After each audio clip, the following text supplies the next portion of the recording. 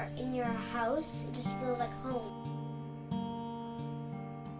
I think mostly my home is with my family and friends. I'm originally from America, which means I kind of have two homes. This is my home. The Netherlands is my home now, but America was my home, and they're still both my home.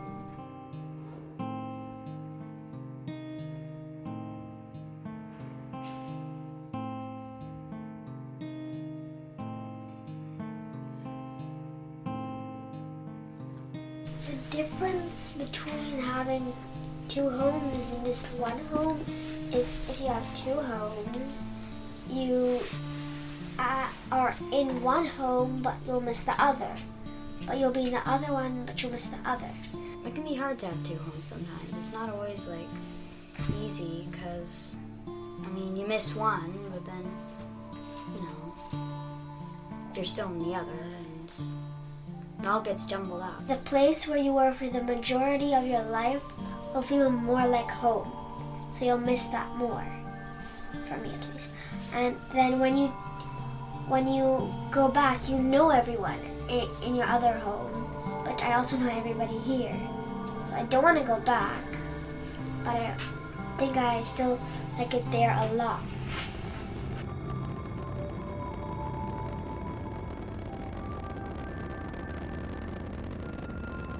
Right now in my house, the most time I spend doing stuff is in my bed, because in your bed it's just nice and warm and cozy, so you know that, oh yeah, I'm in my bed, nothing will happen to me. Me and my friends used to make these big pillow forts, and then we would go in there with some snacks and stuff. And we would tell stories, and it always gave me a very homey feeling. You just strip the beds and put all the stuff inside, and it's a very messy kind of thing, but it feels really homey to do that. I make a lot with my sister nowadays, so we will take everything off the beds, put 4 chairs, and we'll put a bed sheet over it, put lots of pillows, and snacks, and we'll play games and tell stories. It feels like when you're in it, you're in home. Just in your home, a home.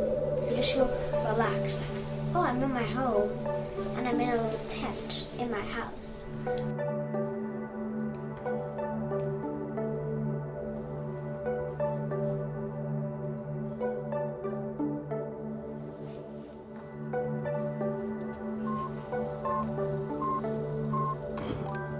If you stay in one place for super long, it feels like normal life.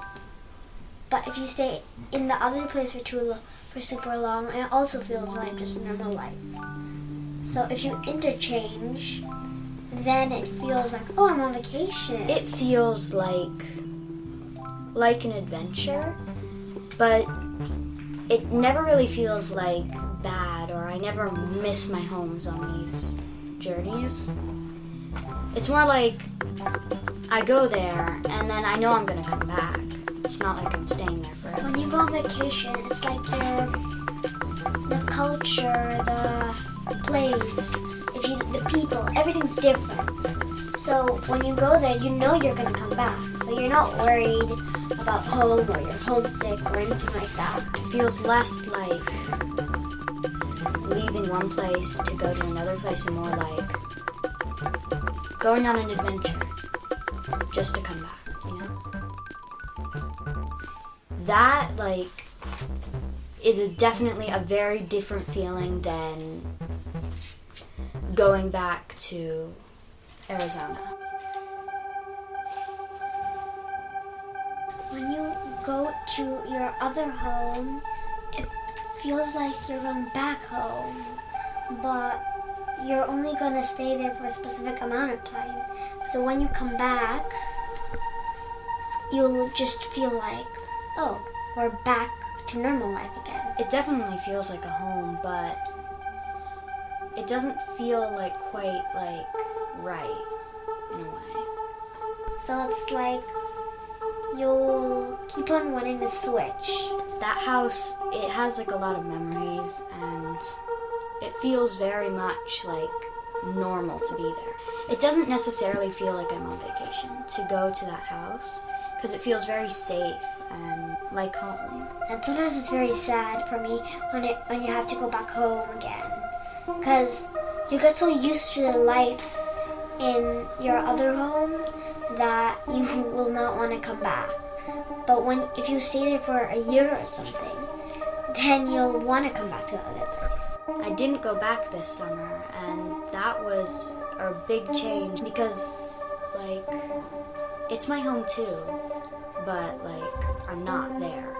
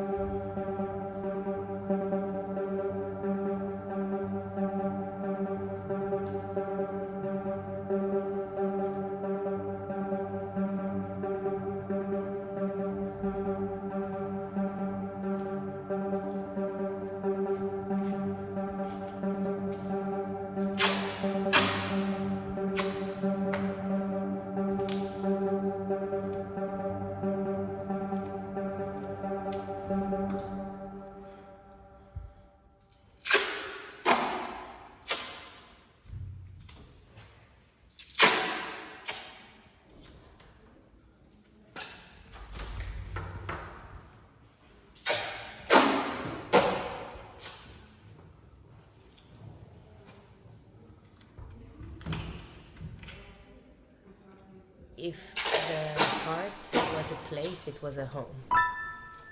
So a place that feels like your heart. To feel like that you can be yourself. That you are yourself, not that you can be. That you are. But in some ways, it has a direct connection to the amount of memories that you create in it.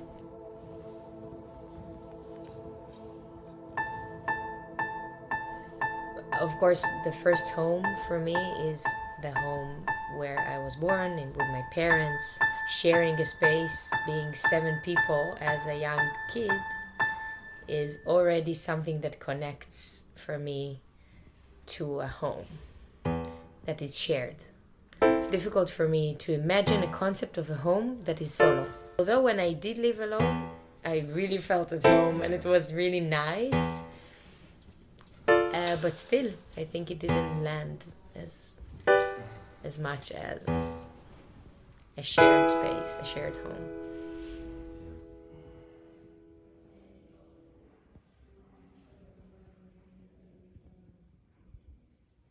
So I was just thinking through while we were talking about this story, because you said about the kids' places, about this kid that is going out from her home to find a home that will belong to her and only to her.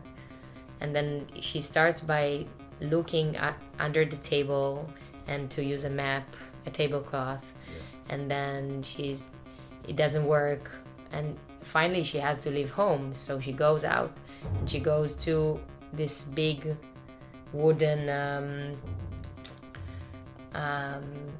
like this wooden box that she finds in a farm, and then a huge tractor comes and takes her.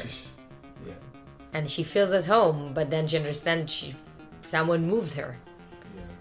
And she's afraid, but then she hears her mother, and she's coming to take her home, but she still wants the new home. So they ask the people to give her the box and to bring the box to the place that she found it in. So this is also something I think interesting. Like where you find the home but where in your journey you found your home. And do you need to stay in that place that it will be able to feel like your home?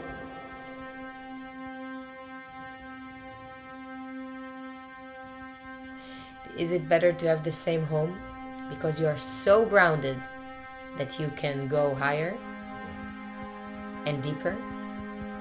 Or to move out because this action of making yourself at home in a new place also makes you go higher and deeper in a different way?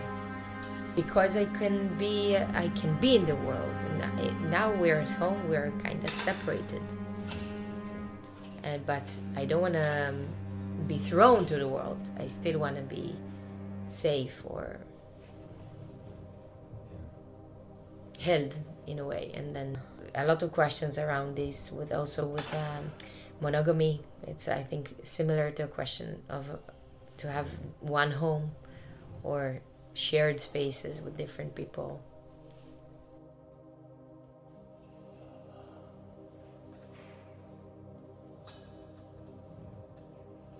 For example, giving birth, I knew I didn't want to give birth at home, and I didn't want to give birth at a hospital. I needed a temporary home. Generally, I love, for example, I love dressing rooms. I love this, okay, this is my home for the day or for this week. So I come there and then I bring my stuff, and it doesn't matter if you only have a chair. You have your own place in the outer world. So it's not your own place like now that this is a big home and everything is maybe too comfortable. But to have your own place that is a very tiny home, but in the real world, for me it's really good. I also really like to create homes. I love this feeling of a new place and then how you dress it. I am more free in a way that I don't have expectations to fulfill, that I don't need to play a role. Also, a home is something that can be limiting. Then with the people you live in, you get to certain roles, and you have a specific routine that can be very nice and calming down and comforting, but it can also be limiting.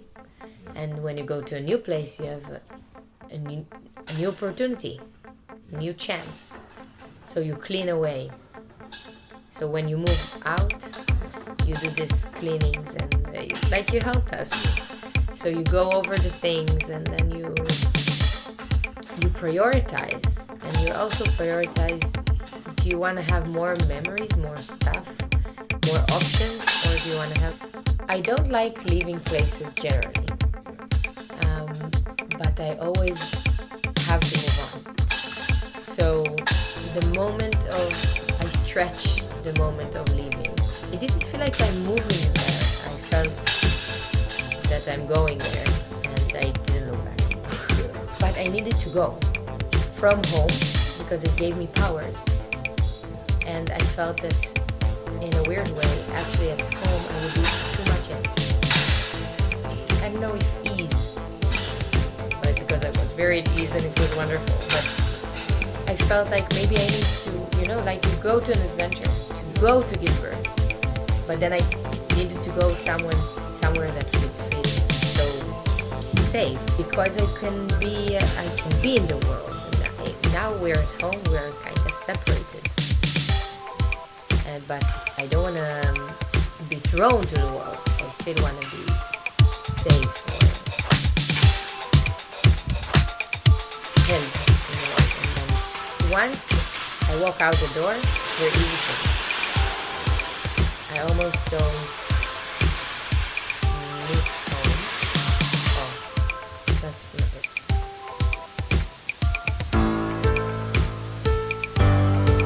I don't remember the leaving at all. I just remember the going to.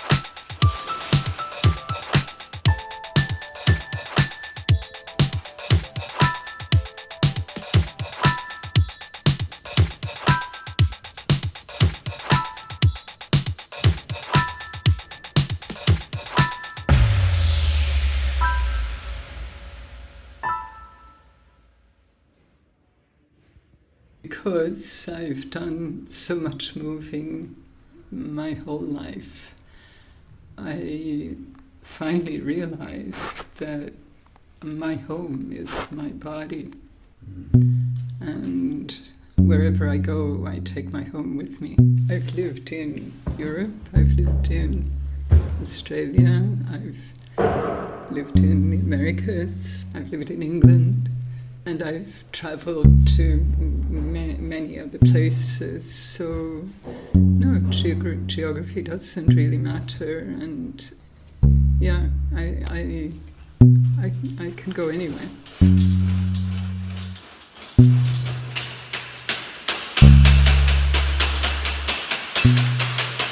I mean, that idea of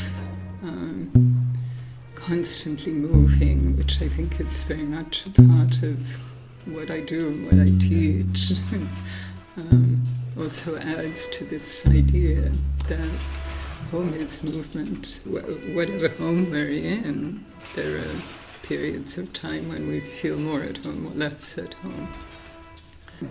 I guess because my body is in movement, and I engage through my body with different situations and different contexts.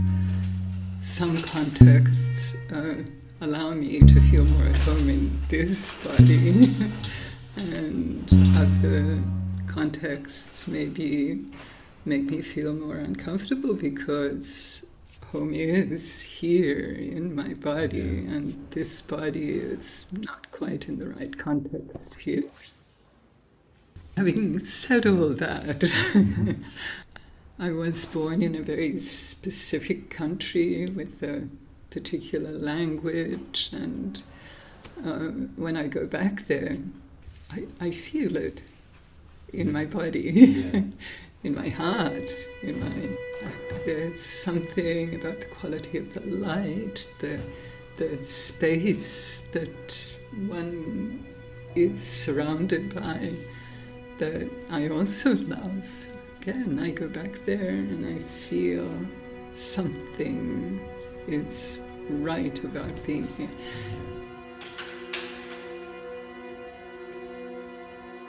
How does it feel? How does comfort feel? How does it feel to be able to be fully present? How does it feel to have the freedom to be able to speak the language that you speak?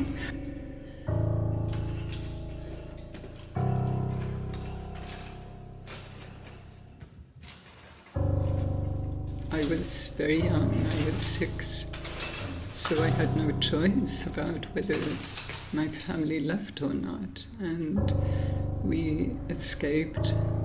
We didn't leave with a visa or a passport, or we were refugees.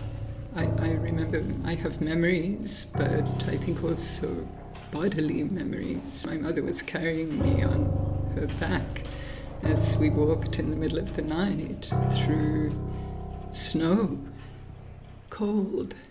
I picked up fear, and I also picked up my father's insistence that we needed to keep going.